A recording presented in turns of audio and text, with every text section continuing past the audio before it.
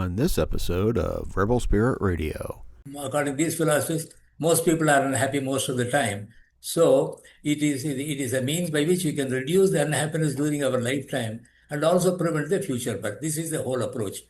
At the same time, they are not trying to find out some means by which you can overcome these difficulties, but they want to go to the root of the the truth about the universe, truth about the individual self. So, with knowing the truth, they say it is possible for us to overcome the grief because the truth is so satisfying, so great that we need not suffer like this the way we are suffering. That's their goal. They are not merely offering you some palliatives by which you'll be able to overcome the grief. But they say, if you know the truth about these things, about your own self, right, then it will be possible for everybody to not to suffer the way people are suffering.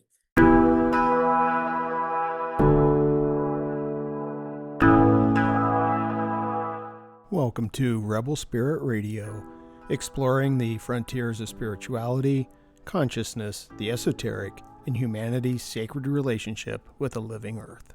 I'm your host, Nick Mather, and in this episode I welcome Srivatsa Ramaswami to the show to discuss his book, Samkhya Karika, a yoga practitioner's guide to overcoming the three causes of suffering. The discussion covers the relationship between Samkhya philosophy and yoga, exploring concepts like Purusha, Prakriti, and the Three Gunas. Ramaswamy emphasizes the philosophical underpinnings of Samkhya and Yoga, drawing comparisons with modern science to make the ancient teachings more accessible to contemporary practitioners. Also, please be sure to like and subscribe to this podcast on whatever platform you use to listen to or view podcasts. Your support is truly appreciated. Srivatsa Ramaswamy studied with Sri Krishnamacharya in India for 33 years, from 1955 until Krishnamacharya's passing in 1987 at the age of 100. Srivatsa Ramaswamy taught yoga in universities, hospitals, and schools in India for more than 20 years, and was a visiting faculty at Loyola Marymount University in Los Angeles for 15 years. He is the author of many articles and 4 books, including Yoga for the Three Stages of Life. He joins me today to discuss his latest book, Samkhya Karika, a yoga practitioner's guide to overcoming the three causes of suffering. Srivatsa, welcome to Rebel Spirit Radio. Yes, thank you for the. Yes. Yes, thank you very much. Yes. Well, Can thank you. start with the short prayer? Yes. Very short. Yes. Let's begin with a short prayer. ஓம் ஐந்து கரத்தனை ஆனை முகத்தனை இந்த நிலம்பிறை போன்ற எயிற்றினை நந்தி மகந்தனை ஞான கொழுந்தினை புந்தியில் வைத்தடி போற்றுகின்றேனே ஓம். Yes. All right, thank you. Can you say what that was? It's a prayer translation?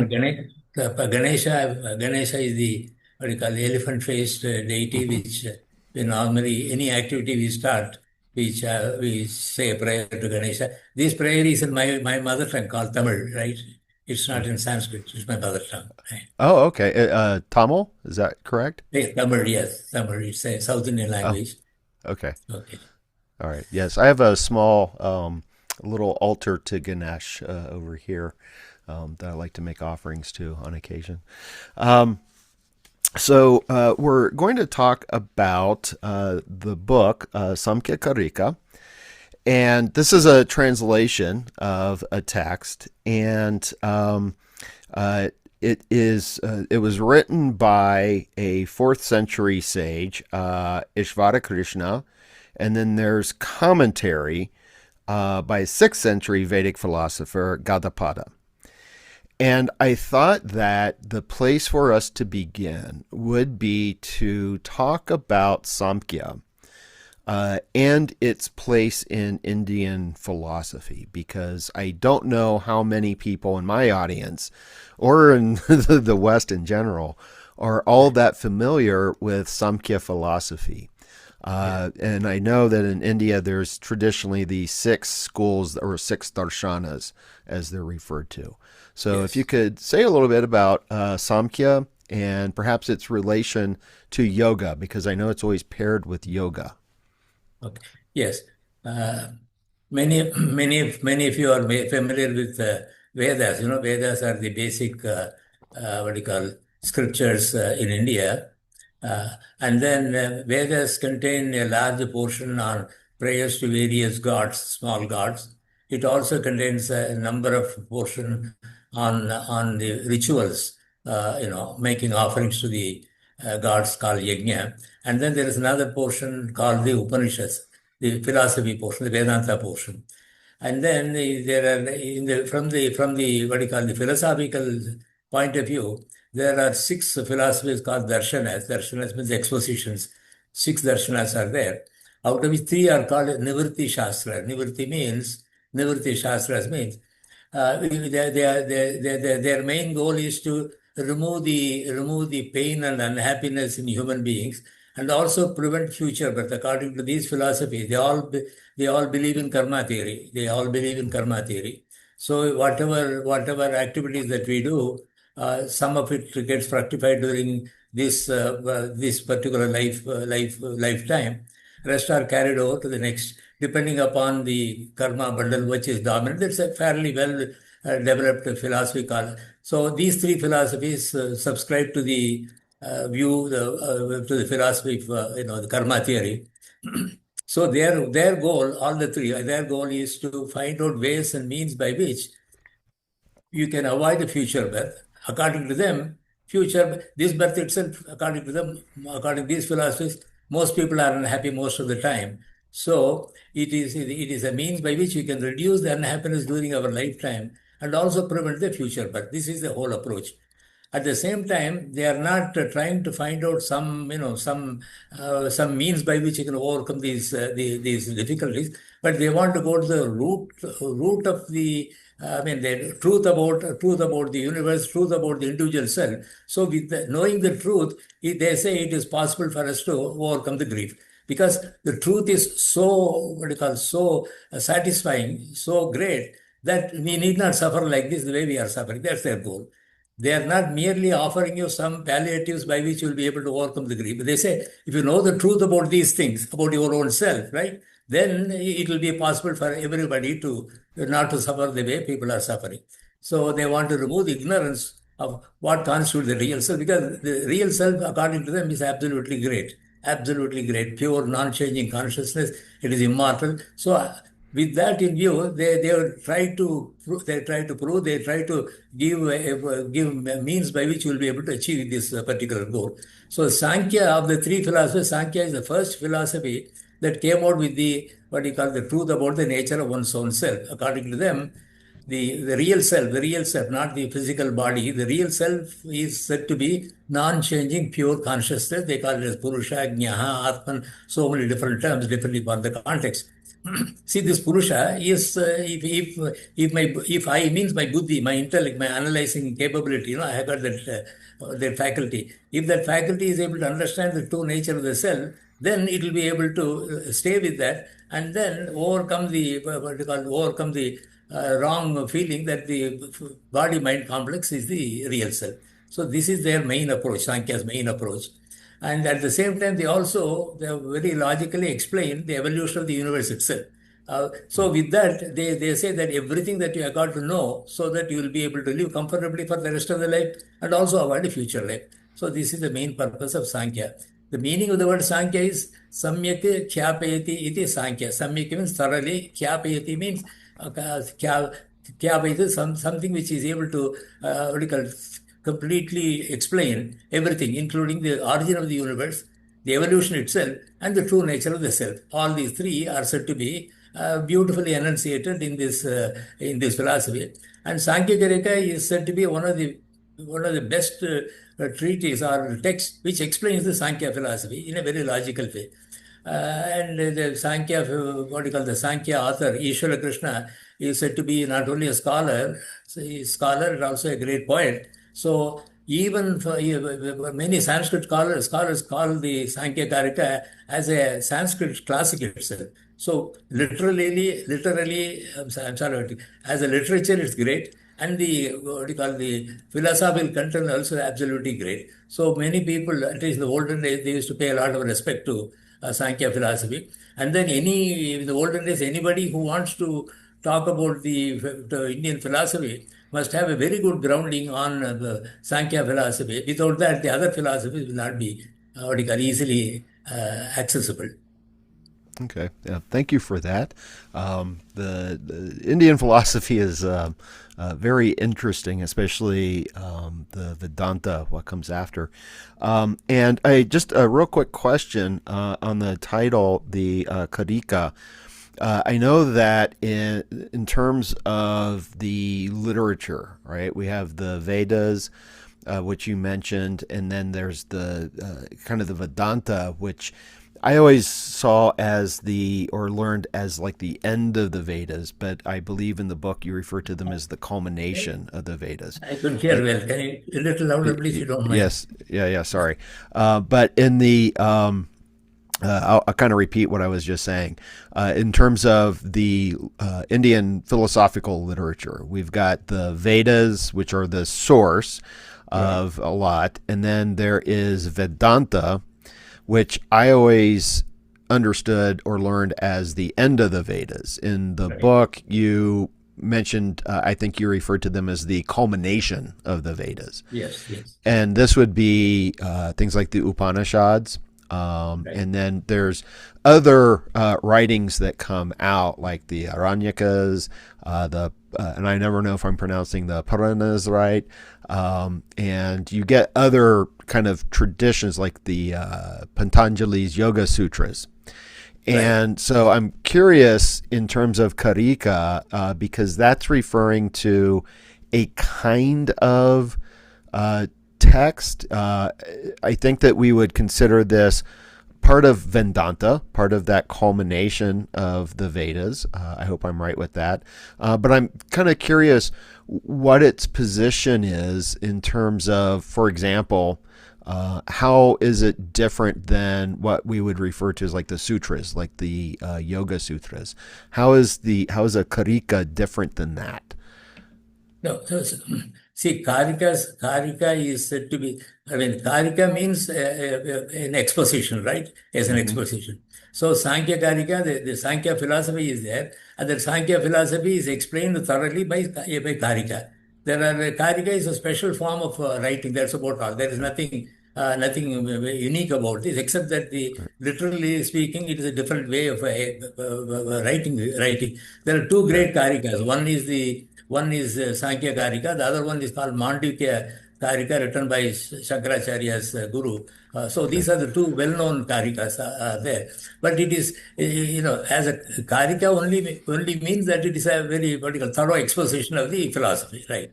Okay. And you were mentioning about Yoga Sutra. So, Yoga Sutra is written in a different type of language. Different type of formation. It is called Sutra. Sutras. There are certain rules in writing. So sutras have a minimum number of words. Right? They will dispense with verbs. There are no verbs in sutras. So, the whole idea is because in the olden days, most of the Vedas were not written. They had to be heard from your teacher, memorized, and then passed on to the next generation. So there's some people wanted to, something like zip the whole thing. You condense it by removing unnecessary things.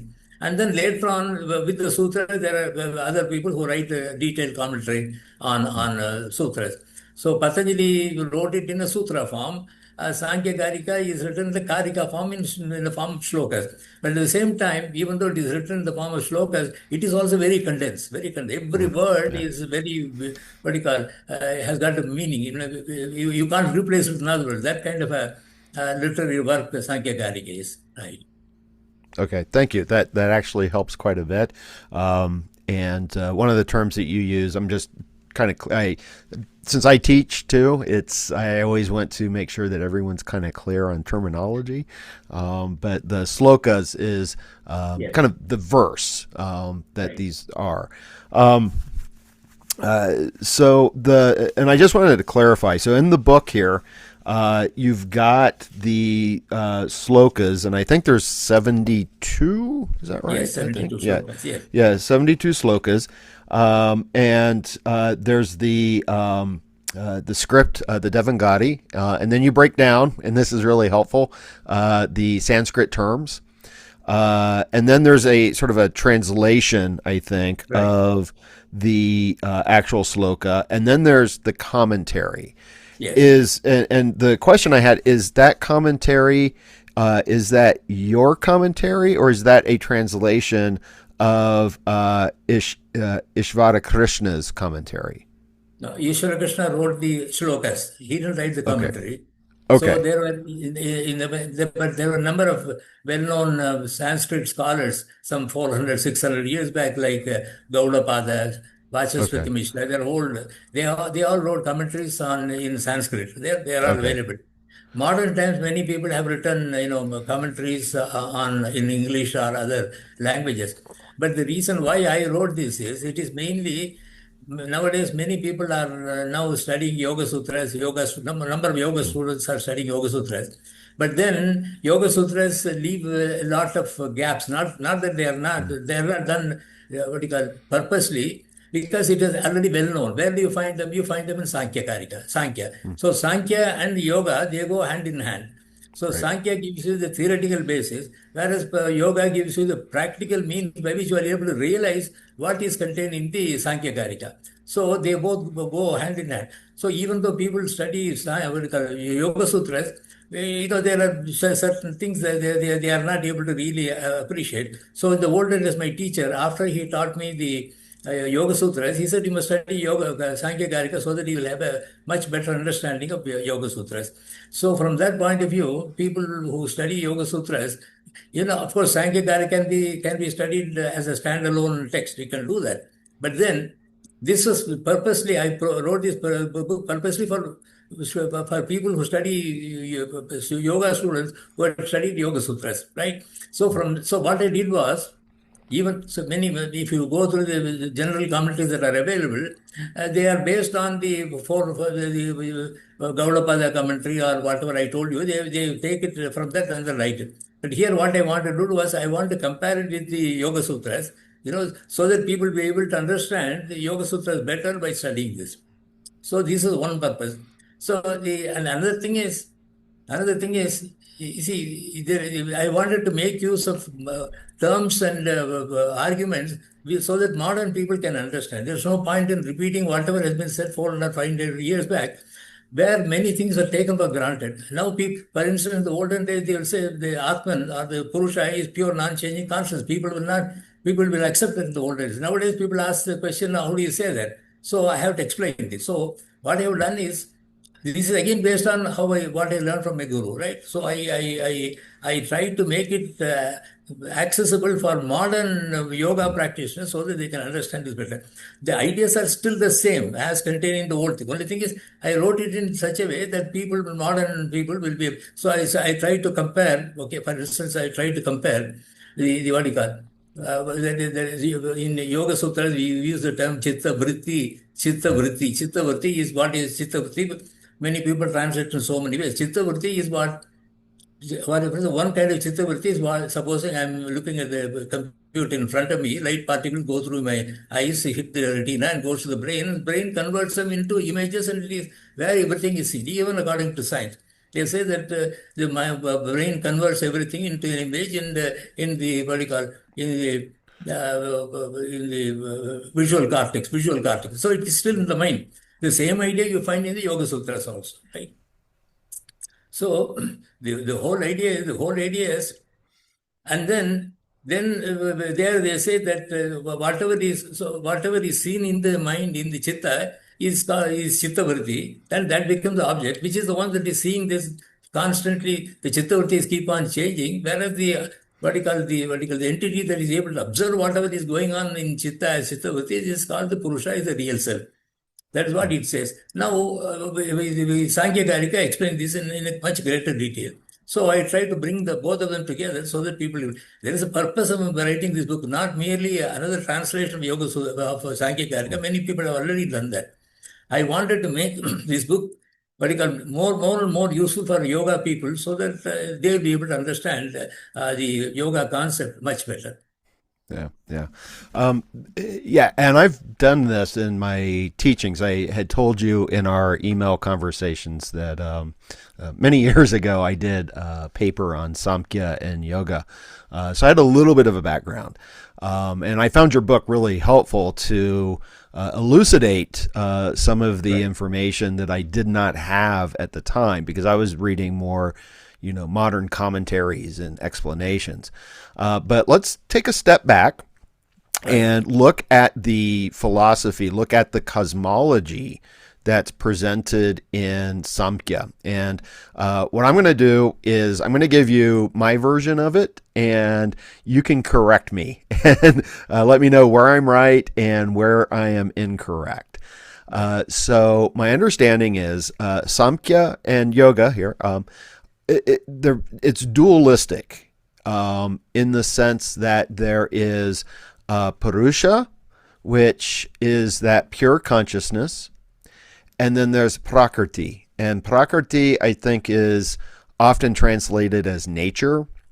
I often think of it as the material stuff. And then, and this is one of the questions is, how does all of this, how do these two things start working together? The way that I understood it is that Purusha, the analogy is that Purusha is almost like a flashlight, that it turns its attention to the Prakriti, and that sort of wakes up the Prakriti. It excites it, if you will. And there are these three gunas, three qualities that are inherent in Prakriti. And that's the sattva, Rajas and tamas. Yes. I was saying Rajas and tamas. And then out of those, and we can talk a little bit about what those represent, you get these sort of evolutes of buddhi, which is intellect, the ahamkara, which is the ego, and then manas, which is mind. And we have this mistaken perception, it seems, that we are just Prakriti. And I find it fascinating that mind and intellect aren't seen as part of Purusha, but they're part of the Prakriti. And the goal is to realize that what we are is Purusha, that we are the unchanging, immortal consciousness. So I'm going to stop there and let you correct me and affirm anything that I got correct. No, I mean, what you said is perfectly correct. Okay, The only good. thing, the way I will probably put it in a slightly different way. The what do you call the whole life? Take my own life. Whole life. I am the subject. The rest of the world is the object. Right? I am the subject. The rest of the world is the object. Okay. So we go about our life, that cannot be changed. So, all through my life, I'm the subject. Now, the question that they are asking is, the question is, I am the subject, the outside world is the object. Now, I am aware of the outside world. I am aware of the outside world, but I am aware of not only the outside world, I am aware also of my me. I am aware of me. Right at this particular moment, I am aware of the computer in front of me and the other things around me, but I am also aware of this individual, this Ramaswamy sitting here and talking. Right? So the entity that is aware of everything, including the outside world and this person, is said to be the what you call Purusha. That is the subject. What is the essential nature of a subject? The essential nature of a subject is to be aware of the object. Right? What is the object now? The object is not only the outside world, but also that includes this person. Because the universe consists of not only the outside world, but also this person as part of the universe. Right? So the entity that is able to to experience everything, the entire universe, my universe, right? Not everybody's universe. My universe consists of all the objects outside, and also this individual as part of this universe. That the entity that is aware of it is the subject, and that should be called as I. So there, what we say is what is the essential nature of a subject? It should be aware of the object. What is the object according to Patanjali Yoga Sutras? Even though outside objects are there, they are reduced to chitta vritti. My own body, I am aware of my own body, that is also reduced to chitta vritti, called asmita vritti. And all of them put together, there is a total presentation, and that is only being observed. We don't really observe the outside world. So Patanjali in the Yoga Sutras reduces the subject-object relationship into the non-changing consciousness of the subject, and then the mental projection of everything that we receive as the object. In Sankhya, this is not explicitly said, but where in Patanjali's Yoga Sutras, subject-object relation is beautifully dichotomized. Subject is the non-changing consciousness, and what is object? Object is only Chittavritti, because everything is reduced to Chittavritti in, even according to science, everything is reduced to what you call a mental projection in the what you call in the visual cortex or whatever it be, complicated process, right? So what Patanjali would say is, what we got to deal with only the chitta vrittis, right? Because everything is reduced to chitta, deal with that. Once you deal with that, then the pure consciousness will be free, it will not be bothered by the vagaries of the outside world or vagaries of my own this body also. So this is a slightly different way of looking at the whole thing. But this becomes possible only if you are able to combine both Sankhya and Yoga Sutras together. Samkhya Karika talks about three things to be known. One, the non-changing pure consciousness as a self. Then the what you call the Mula Prakriti, from which the entire universe came, and then the various stages in which the evolution took place, right? All these things are related. Ultimately, they also say that the main goal of Sankhya, the main goal of yoga, the main goal of Vedanta is to understand what constitutes the self. What constitutes it. Once I understand, I mean my buddhi, my analyzing capability, my intellect, if it is able to understand that the non-changing consciousness is the real self and not the body-mind, what you call body-mind complex, when it is able to do that, then the goal of both Sankhya, Yoga and Vedanta are achieved. Okay. So one of the questions that I have, and this was one of the, I guess, a little bit of a criticism that I had, because it didn't seem to answer the question for me. Not what you just said, but I'm referring to the book. So even stepping back further, because you mentioned the kind of the creation of the universe, right? And you, in the book, so we have Mula Prakriti, which is the original source of the universe. And it's the absolute source of the evolved universe, which is manifest, unmanifest. And it says it exists, but we cannot say where it exists. And then there is also this universal or cosmic intelligence. Right. And the question that I had was in the text, where there was a few instances where there were questions and answers. And one of the questions was, where does Purusha come from? Right. And in the answer, I didn't think that it really answered that question so much, where it comes from. And is it just this, and I'm not sure if Purusha is connected to this universal cosmic intelligence. Is it just self-existent? Is it something that we just can't answer? Where did that come from? I mean, let's go by what Samkhya Karika, the Ishwara Krishna says. He has got three things, right? One is the Purusha or Jnaha, there is the term Jnaha, the knower or experiencer. Then the Mula Prakriti, and then the other 23 evolutions, the whole thing, right? Now, the question, in fact, I was a bit unhappy about the question itself, because this has been dealt with in the beginning itself. In the beginning of Samkhya Karika, so far Purusha is concerned, Purusha, na Prakriti, na Vikriti, Purusha. That's what the third sloka or somewhere says. What does it say? The Purusha is neither an evolute nor does it produce anything. So something which does not produce anything, or doesn't come from anything else, is non-changing. It is immortal. So that idea has already been given. Now he was asking the question, where does it come from? Where does it come from? And then you will have to see that the evolution of Mula Prakriti into the various evolutes, one of the evolutes is space. Right? One of the evolutes is space. That is, from Mula Prakriti, then the Mahatattva, the universal cosmic intelligence, then Ahankara, the universal energy, then the five Tanmatras, five sensations, and the five Bhutas, includes space, Akasha.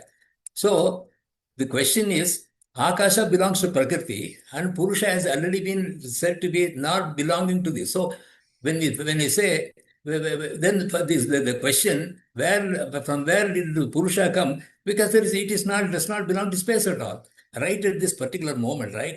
Just think of this. Right at this particular moment, as I'm talking, there is an awareness of me talking to you, all these things in the universe. And which is the one that is observing? That is a Purusha. Where is it? No, you can't define it. Because you can't say it is here in my heart or in my head. No. Because you are trying to say that Purusha is in space. But space itself is an evolute of Prakriti. Am I clear? So the question itself is wrong. The question was wrong. Where did it come from? That question is wrong because we are used to thinking that everything should come from some space.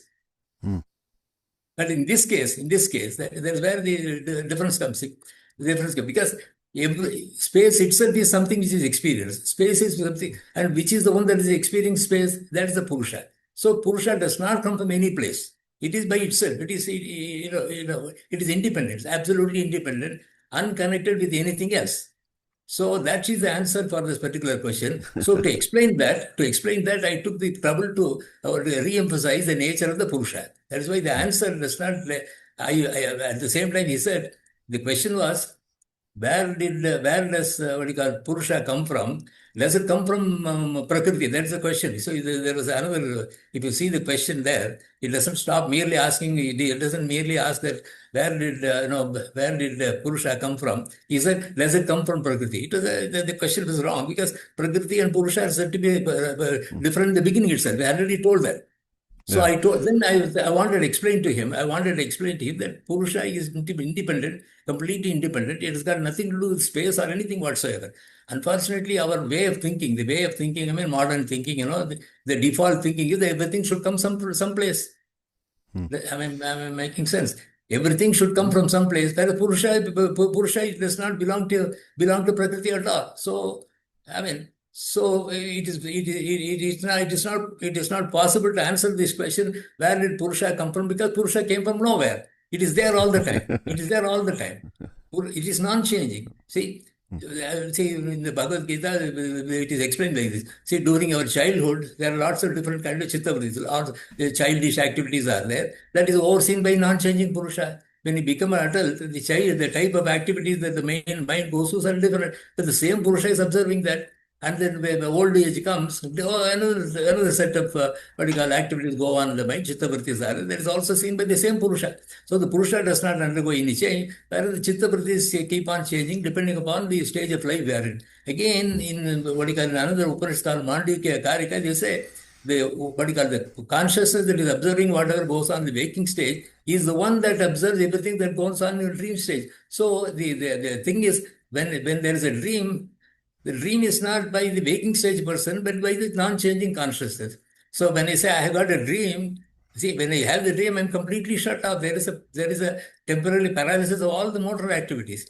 And then the dream, there is another what you call entity which is shown as the real me. I'm 86 years old. I have a dream and I'm 18 years old. So how can an 86-year-old have a dream of a 16-year-old without objecting? So these are all compartmentalized. Your waking state. So which is the one which is common in all these things? That is the Purusha. So by these different types of argument, they try to show that the non-changing consciousness is entirely different from whatever goes on in the body or in the mind, in the Prakritic self. So this is what I try to explain in that particular question. Okay. Is there interaction? Because the way I initially kind of described my understanding was that it is the observation of Purusha that activates Prakriti.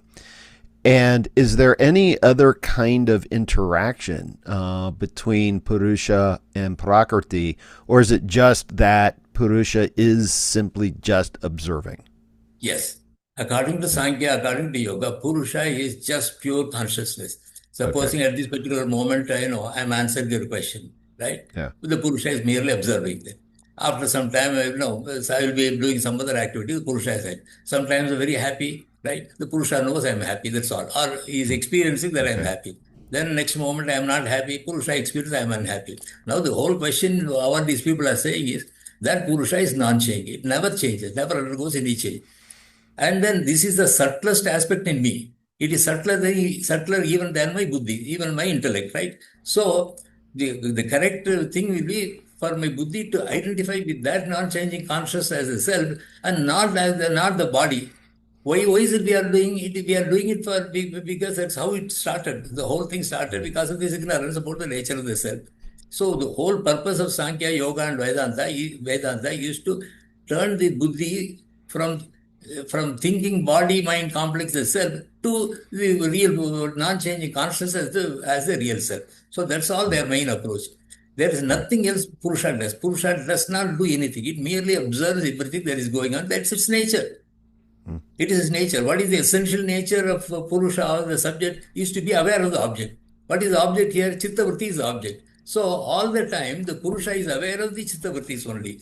So instead of that, and then Chittavrittis keep on changing, and by and large, these Sankhya yogis and Vedantis say the Chittavrittis are mostly painful. That's their observation. I may not agree with that.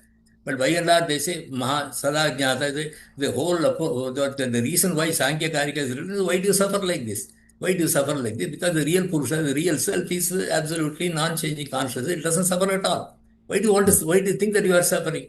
So provided the mind, the thinking faculty is able to sit down and think on these lines and understand the non-changing Purusha is the real self and not the the ego, identification with the body. That is the main purpose of Sankhya. Theoretically, they want to show non-changing Purusha is the consciousness. Once the Buddha is able to accept that, enormous amount of unnecessary association with the body and then suffering like this will go away according to them. It may appeal to a few people. It may not appeal to everybody. So those people for whom this appeals, then they want to, they understand what they say. They read the Yoga Sutras, Samkhya Karika, they understand what they say. They sit down and think they understand. So these are the two levels of understanding. One is called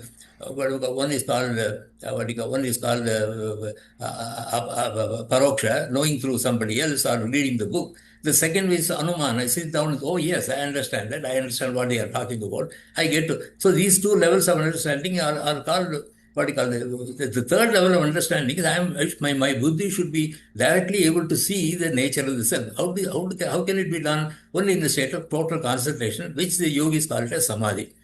How is it I am able to get into that? That entire procedure of going to samadhi is explained in the the Yoga Sutras. So these two are companion volumes. The theory is given by Sankhya, which is taken by yogis, and then they take to the third stage. The first stage and second stage of knowing is one is directly listening to a teacher, reading books. The second stage is sitting down and analyze. Then I realize, what they say is logical.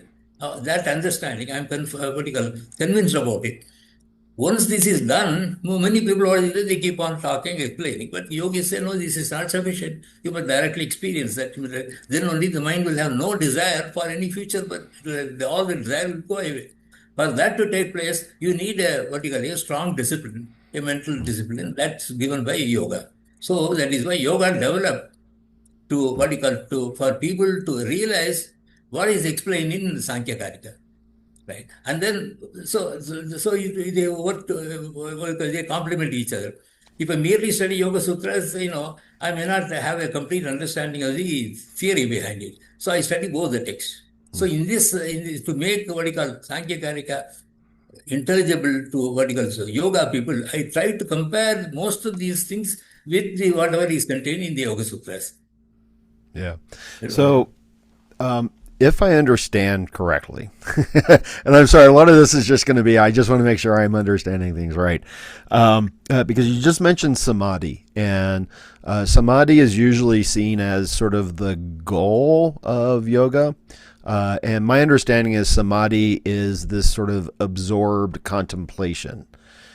And yet in Samkhya, there is Kaivalya, and Kaivalya is it fair to say that it is a sort of a knowledge, a kind of gnosis of the Purusha, of the truth? Because still a little unclear as to what might be the difference between samadhi and Kaivalya, if there is a difference. Samadhi is the means, Kaivalya Okay. is the result. All right. Okay. All right. And samadhi itself is a what you call a mental state, right? Mm-hmm. Normally, our mind is constantly distracted. Our what you call, supposing you take about 5 minutes, 5 minutes, the way my mind functions, what you call surfs from object to object all over. It is called Vikshipvichita, they call it. So what yoga tries to do is, you try to make the mind focus on one object for the duration of time I want to contemplate upon. You take about 5 minutes, during 5 minutes, for non-yogic people, the mind goes all over the place, right? Different train of thought. You start with one thought, the second thought is different, third thought is different, fourth is different, fourth has got no connection whatsoever with the first thought. So that's how normally the mind functions.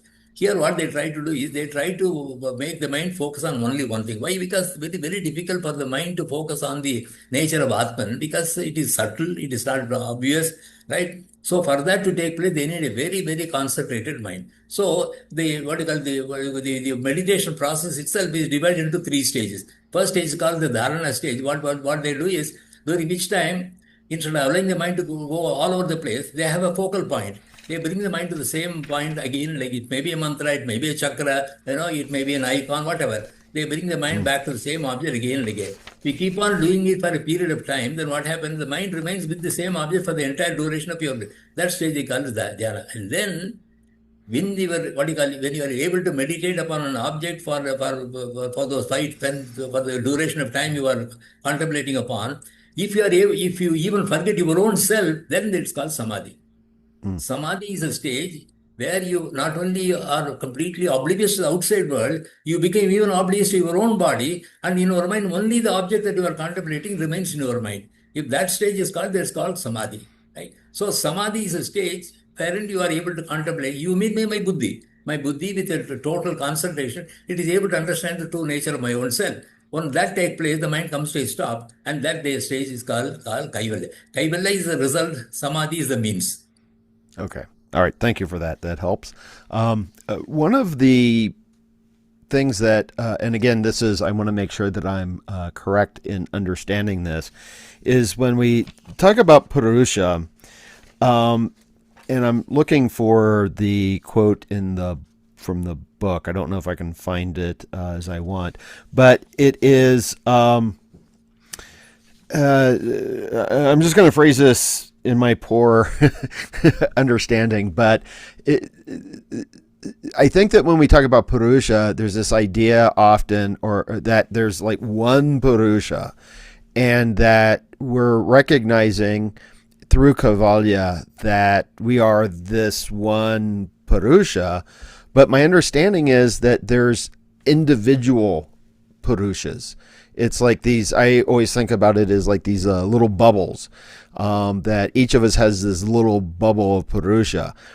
And I think in terms of kind of comparative terms in difference with, for example, like Advaita Vedanta, where the idea is that the Atman is Brahman, and that all the various Atmans are this one thing, that there are not all these individual Brahmans everywhere.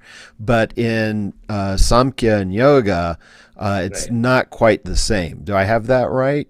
Right, you are right. You are perfectly right. Yes, I think I mentioned to you that, these three philosophies, Sankhya, Yoga, and Vedanta, are, they form one group, and then they are sibling philosophies, Vedic philosophies. And then their goal is the same, which is Kaivalya or Moksha or, Nirvana, whatever you want to call it. But according to Sankhya and Yoga, Sankhya says if you understand the true nature of the self, that is Kaivalya. That's all what you need. Once you know your own true nature of the self, you don't have to bother about other things. You don't have to bother about what is the nature of the self in somebody else, but some other person or not. Yeah. So they say that you concentrate upon. So the first step in all these things to know who really you are, and that is supposed to be what you call the real Purusha.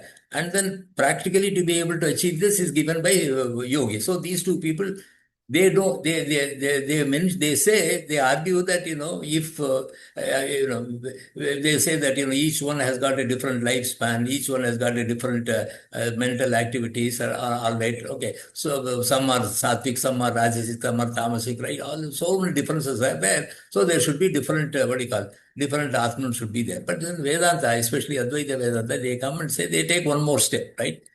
The only experience I have all through my life is my chittavartis, nothing else, right? All the world I know. See, I say that so many things are happening in so many different places. If I'm an astronomer, I will be thinking about the Milky Way and all that. On the other hand, if I'm a microbiologist, I will be thinking about small cells and all that. If I'm an atomic scientist, I will. So likewise, my world is limited to what I'm doing, right? Right now, supposing I'm saying supposing I say there are 100, there are different people should have different atmans and all that. That is also part of my thinking only. I do not have any means of understanding what is going on other people. Right at this particular moment, I see the computer in you. I see you in the what do you call, in the monitor talking now. All these things are gone to my head, and then only as a chitta-vritti I am able to see that. My world is completely I mean, there is nothing, I mean, according to Vedanta, there is nothing like what do you call, a world where a number of people live. What do you call, the only experience I have is my chitta-vritti. Whatever happens to my mind. Everything, anything that you say, supposing I say the world is big or different philosophies there, all of them come under my own world, my own particular mental world. So if that is the case, there is only one vertical, but there is only Purusha, there is only one Purusha, and that Purusha is the Brahman, right? They don't say there are no other Purusha. There is no way of determining whether see, all right, they compare it to a particular dream stage. In Vedanta, they compare it to a dream stage.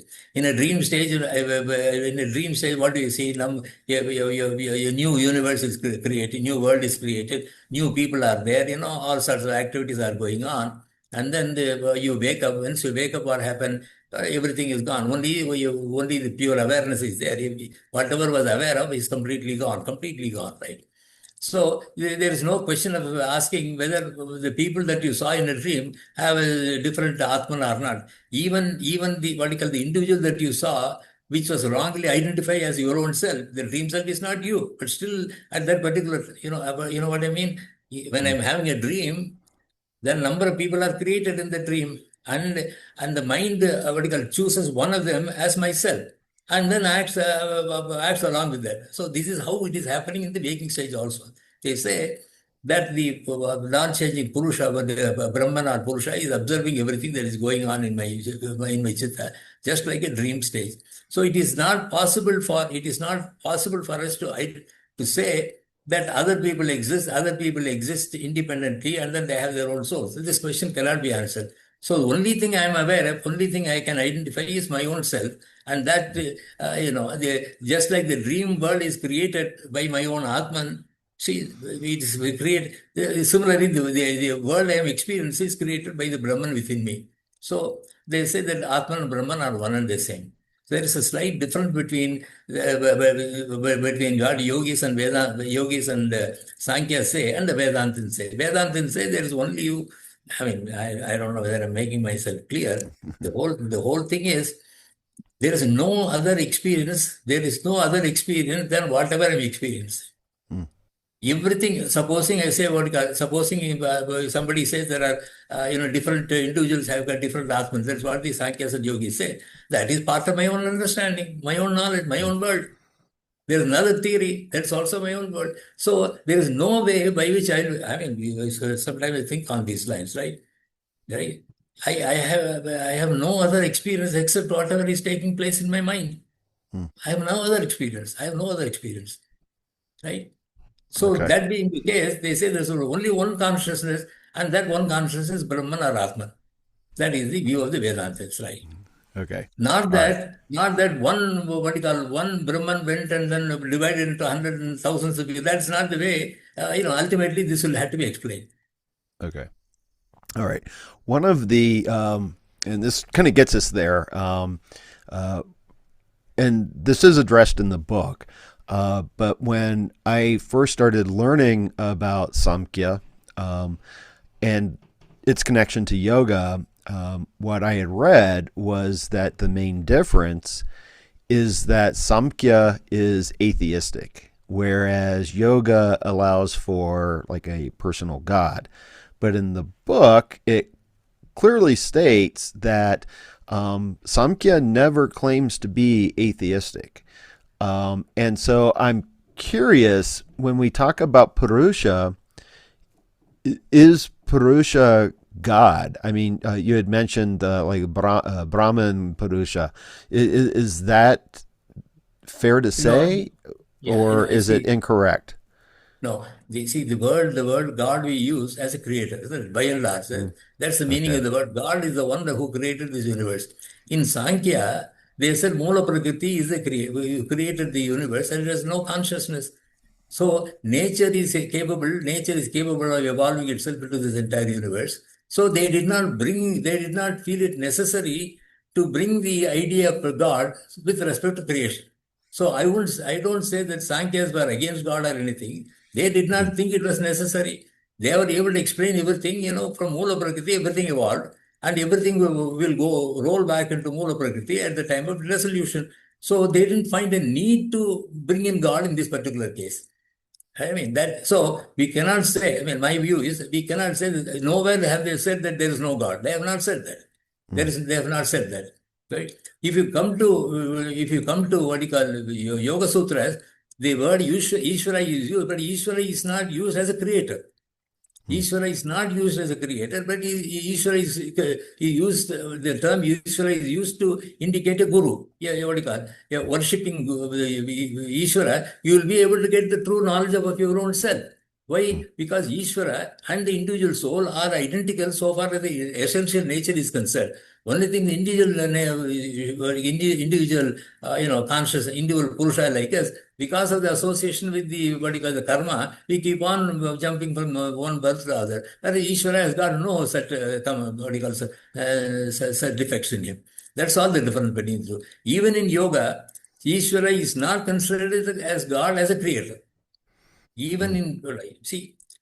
In Sankhya, they did not bring the term Ishvara because Ishvara, God, because God is not, God's function is creation, which is not necessary because creation is already given to Mula Prakriti. So they have not brought it. They have not clearly said that there is no God. When you come to Yoga Sutra, the Ishvara is used, God is used, but God is not used as a creator, but as a supreme consciousness. That's about all. Ultimately, when you go to Vedanta, again, what you call Brahman is supreme consciousness, right? Though we associate the supreme consciousness with creation law because of our false understanding of the nature. So, all the three, you could see that, they are not against God. At the same time, they did not find it necessary to bring in God to explain whatever philosophy they are explaining. Yeah. Yeah, and I don't necessarily, when I think of God, the first question I always ask is, whenever someone talks about God, I'm like, well, what do you mean by that? Because I don't necessarily assume God as creator. Right. And what comes to my mind, kind of an analogy from Western philosophy is with the sort of the idealism of Bishop George Berkeley, which is that, for Berkeley, everything is occurring within consciousness. That's what we mean by idealism. Right. And the question was, his famous phrase was, to be is to perceive is to be is to be perceived. And, the question was, well, what happens if something is not being perceived? It's the old question, if a tree in the forest falls, does it make a sound? Well, one answer is, well, it doesn't unless there's someone there to perceive the sound. Right. And Berkeley's response was that God perceives all things. Right. And so it seems to me that that's a analog to Purusha, that Purusha is just the perceiver. Right. It's the consciousness that perceives all things. Right. Yeah, I mean, I understand that. In Vedanta, again, Brahman is the ultimate consciousness. and everything that is created within is within that extreme consciousness, what you call Brahman itself. But only thing they say is what is created within that consciousness is only is only an illusion. It is not real, right? Right. Say, yeah, there are three aspects in every object that we see: a name, a form, and the substance, right? Right. If you see the computer, there is a substance in it. It's got a name. It has got a form. According to the Upanishads, everything that is created in the consciousness itself is made up of only of name and form, no substance in it. Because Brahman has got no capacity to produce any material. It can't produce any material. Just like in our dream, we can produce a dream, but we can't produce substance. When you have a dream, everything appears to have a lot of material, right? You have a lion runs, there's a tree, all of them have substance, appear to be. But really there is no substance in it. So likewise, they say that the entire creation is only an illusion, but it takes place within the Brahman. So if I am able to say that Brahman and I are one and the same, all the activities that are going on in me, everything in the outside world, as I told you, is taking place only is in my mind as a Chittavarti. And then that Chittavarti is taking place in my consciousness, my what you call as Brahman and all. So everything is reduced to what you call one consciousness, only one consciousness. And in that one consciousness, that is the vertical with which I am now associated. This will apply to everybody else. It will apply to everybody else, right? So each one, it doesn't, I mean, what I'm trying to say is, it doesn't admit that there are a number of other people are there. Because in my world, only my thought process are there. I don't see anything other than that. I mean, however much I may be wanting to say, okay, everything, other people are there. I mean, all of them come to my own mind. It's all in my own world. In my own world, all these things are. These are taking place in my own consciousness, according to Vedanta. It is taking place in my own consciousness. So, and then they don't have substance, right? Once it comes to my mind, supposing I see the computer in me, according both science and yoga, everything goes to my brain. The brain is converting everything into an image, and I'm only seeing an image. I means who? The Purusha in me, not Ramaswamy. The Purusha in me is seeing that. Once that is done, then the Vedanta say, right, everything that is taking place, it is taking place only in one consciousness. That consciousness should be called as Brahman. And then there's no substance to it. Because the Chittavati has got no substance, right? No material in it. Only form and names are there. So yeah, I don't know whether I made it clear. Yeah, I think so. I mean, it's difficult to talk about a lot of this because it's, the term that's often used is it's ineffable, that some things are somewhat indescribable, but we try to, and sometimes it's just a matter of our language. It's like when, for example, it's like the Purusha in me, but you can't really say that, can you? Because, Purusha doesn't exist in space.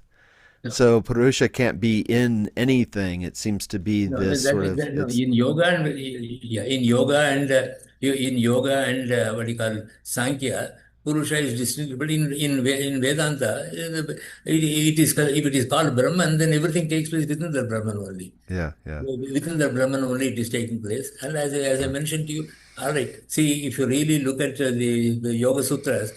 As I told you that all our life is that I am the subject, the outside world is the object. Now he says, all right, the subject is non-changing, pure consciousness, not Ramaswamy. And then the object is not the outside world, it's only Chittavarti. So he reduced everything, and Chittavarti has got no substance. Yeah. I don't see the outside world. I don't see the outside world at all. I don't see. Right. I means what my Purusha does not see. Yeah. Right? The Ramaswamy also belongs to the Prakriti. So how do I know me? How does my Purusha understand me? Because the numerous nerves in me send impressions to my brain. My brain is able to reconvert my whole body into another image. That's what I see. That's what I experience. So if that is the case, right? If that is the case, then absolutely what Vedanta says becomes perfectly correct. Right? There is no real creation. There is absolutely no real creation. Real creation in the sense what? There is no substance. There are forms created, there are names created. That's why in the Upanishad it says, Nama Rupe Vyakaram. The entire creation is only made up of name and form. There is no substance to it. But when we see substance, all right, that's perfectly all right. But then we have got to take one more step. All right, how do you see the outside object? How do you see the outside? Both, what you call, both science and what you call yoga and Sankhya say that whatever we, even though the outside objects may be real or not, what we see is only an impression, only a projection of the mind, because everything is converted into a projection of the mind. And then so Patanjali takes the whole thing is the subject is Purusha and the object is Chittavrti, and the subject is not Ramaswami, and the outside world is not the what you call, is not the object. That's the biggest, what you call, biggest, I mean, what shall I say, biggest revelation of Yoga Sutras. That reduces subject and object. Ramaswami is subject, outside world object is reduced to Purusha is the subject, Chittavrti is the object. Now I have got to deal only with the Chittavrti hereafter. Once I'm convinced about it, and then as I told you, both science and the Yoga Sutras say we don't see the objects of the outside world per se. The eyes don't see the objects per se. Everything goes to the brain, and then we just put how do we see? Just ask the question in AI or Google, it will say we don't see the objects directly.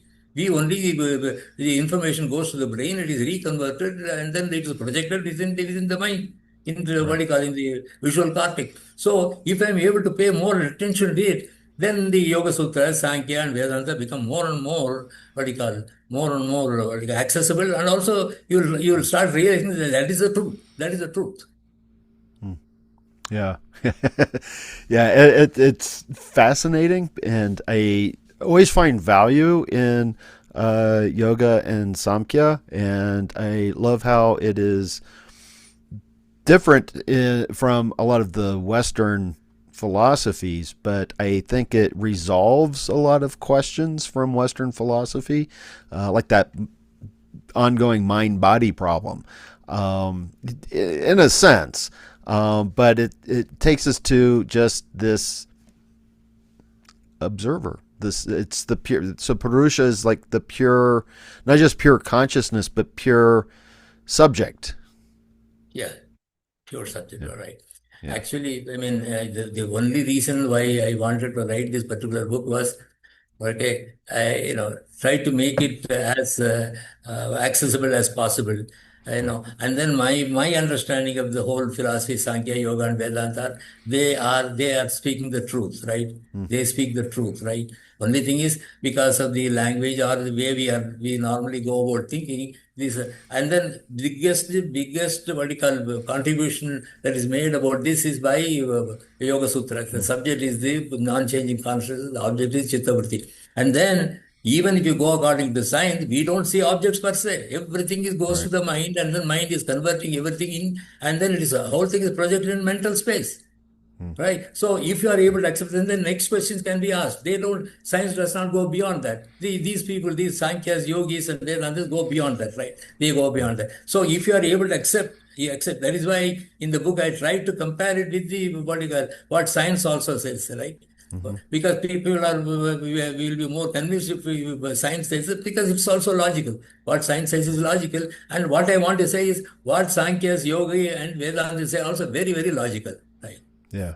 And you address the logic in the book too. I recall that, and I think it's important. I don't know. Just a minute. I don't see you at all. Oh, I don't know. I'm still here. I still see you and hear you.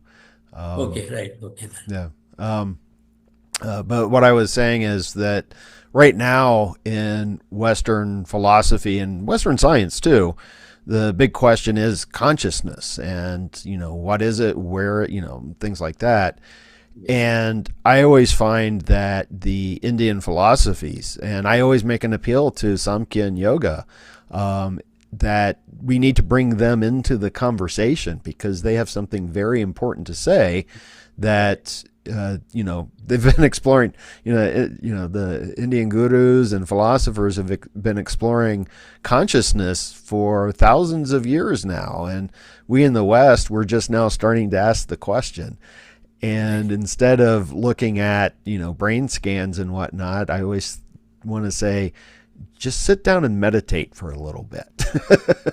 Maybe that's the place we need to begin in our own experiences. Right. My feeling is that even scientists are they got an open mind. They must what do you call so they must try to find out what these Sankhyas and yogis and Vedantas have to say, right? Rather than Yeah. merely saying no. After all, only thing is if we can explain Sankhya, Yoga, and Vedanta in a more logical way, I think we got a good meeting ground, right? Yeah. Unfortunately, most of the old texts were written in the old language, and then many of the ideas were what you call were taken for granted. Now we got to Mm. explain everything. Otherwise, Yeah. modern scientific mind will not accept that. So the modern philosophers, right, yogis or Vedantas, will have to come down and then try to explain it in a more logical way, rather than merely saying that that's what the old text say. And it is possible. Right. If it is true, it should be possible to explain in a logical way. That's what Yeah. I try to do in the book. That's what I Yeah. try to do in the book, right? Try to make it as reasonable or logical as possible. Yeah. So that's Yeah. why sometimes you find that I've used examples from modern, our day-to-day experiences, even though that may not be exactly what you find in the old text, right? If you Yeah. can't merely rely upon old text, then in that case we'll be just giving lectures and lectures and all that. They got to explain everything in so that the modern mind can understand to the extent possible. Yeah, yeah. Well, I think that you did a remarkable job with the book, and I'm very grateful for it. I have a deep, abiding interest in Indian religion and philosophy, and I've read and taught the Yoga Sutras, and I find the Samkhya Karika that you've done here an invaluable addition to our understanding of what is a very complex system that is not very well known in the West. Yes. So I thank you for that. And I think that it's the way you presented the book, it's just remarkable, especially with the Sanskrit. Sanskrit is a very underappreciated language, I think, because it allows for so much nuance that we miss in a lot of our Western languages, even though we're grounded in Sanskrit.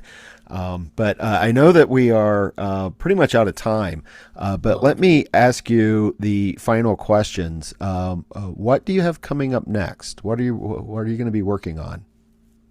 No, I intend writing on one more book. I think I think I'm halfway through. One is on what do you call Bhagavad Gita for yoga students. Another one is Yoga Sutras for yoga students. Actually, my whole Mm-hmm. idea is to make the yoga practitioners get more and more interested in the philosophical aspects of it, so that they get a more complete picture of the whole system, right?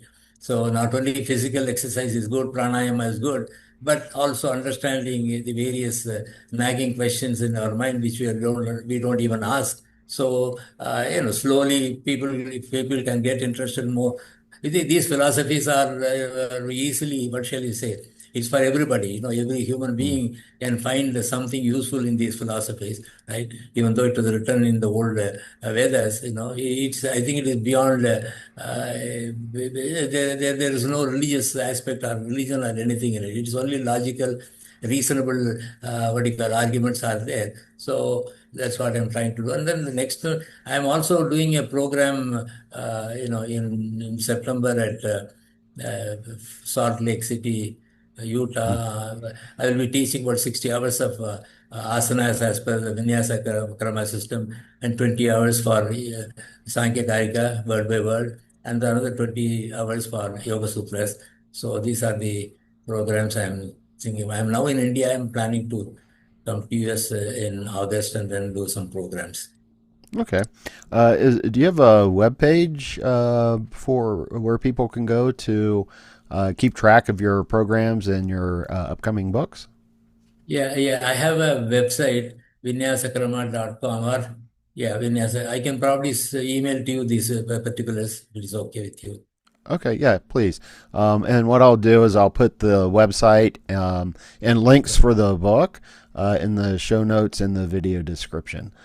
So I would encourage anyone who practices yoga, like you said, yoga is not just, the way I phrase it is, yoga is not just about getting bendy or being in shape. There's so much more to it than the physical aspect that so many in the Western world kind of think of, that there is this deep abiding philosophy to it. And I am very appreciative of your efforts to bring that philosophy out, so that more people can know about it, because it is incredibly important, I think. I just want to, please go ahead.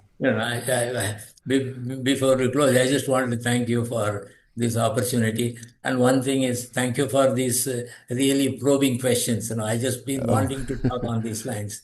And thank you so much for, for really asking these wonderful questions. Thank you so much. Oh, well, thank you. I mean, it was an awesome opportunity for me to ask someone who knows these questions, because my approach is, I want to understand.